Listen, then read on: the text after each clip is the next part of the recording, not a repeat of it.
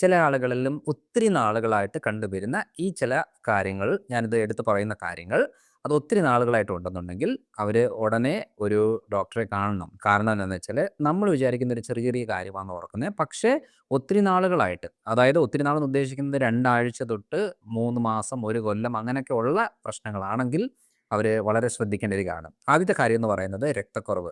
നമ്മൾ എന്തൊക്കെ കഴിച്ചാലും ഏതൊക്കെ രീതിയിലുള്ള ടോണിക് എടുത്താലും ഫുഡുകൾ കഴിച്ചെന്ന് പറഞ്ഞാലും അന്നേരം ഒന്ന് കൂടും വീണ്ടും രക്തക്കുറവ് ആയിരിക്കും. അത് എപ്പോൾ ടെസ്റ്റ് നോക്കിയാലും ടെസ്റ്റ് ചെയ്ത് നോക്കിയാലും രക്തം കുറവായിരിക്കും.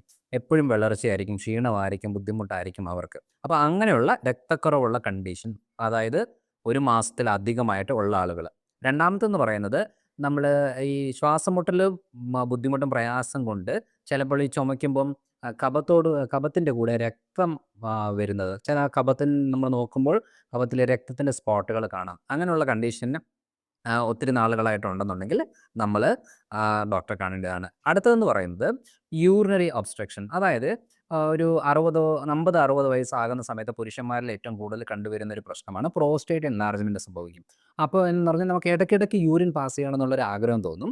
പക്ഷേ നമ്മളിത് യൂറിൻ പാസ് ചെയ്യാനായിട്ട് ബാത്റൂമിൽ പോകുമ്പോഴത്തേനും വളരെ ബുദ്ധിമുട്ടിയാണ് യൂറിൻ പാസ് ചെയ്യുന്നത്. എന്നിട്ട് ഈ യൂറിൻ പാസ് ചെയ്ത് കഴിഞ്ഞിട്ട് തിരിച്ച് വരുമ്പോഴും നമുക്ക് ആ ഒരു വീണ്ടും യൂറിൻ പാസ് ചെയ്യണം എന്നുള്ളൊരു തോന്നല്. അതൊരു ഒബ്സ്ട്രക്ഷൻ ആയിരിക്കും. അതായത് പ്രോസ്റ്റേറ്റ് എൻലാർജ് ആയിട്ട് നമ്മുടെ യൂറിനറി ബ്ലാഡറിലേക്ക് അതായത് യുറിത്രയിലേക്ക് ബ്ലോക്ക് ചെയ്ത് കഴിയുമ്പോൾ ഉണ്ടാകുന്ന ബുദ്ധിമുട്ടുള്ളതാണ്.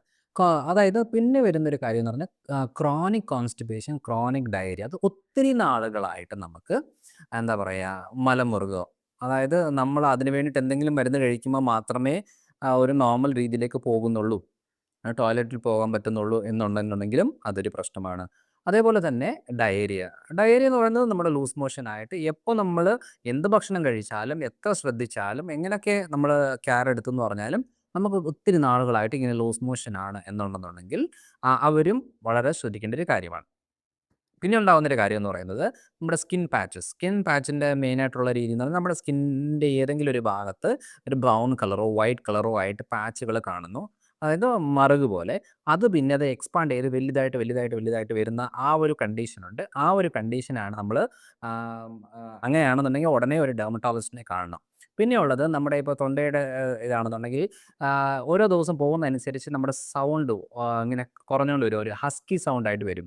നമ്മൾ നല്ല വോളിയമോട് കൂടി സംസാരിച്ചിട്ട് സഡൻ ആയിട്ടൊരു ഹസ്കി, അതായത് നമ്മുടെ വോളിയം കുറയുക. നമ്മൾ എത്ര കൂടുതൽ സ്ട്രെയിൻ എടുത്തിട്ട് സംസാരിക്കേണ്ട ഒരു സ്ഥിതിയിലേക്ക് വരിക എന്ന് പറയുന്നതും നമ്മൾ ശ്രദ്ധിക്കേണ്ട ഒരു കാര്യം.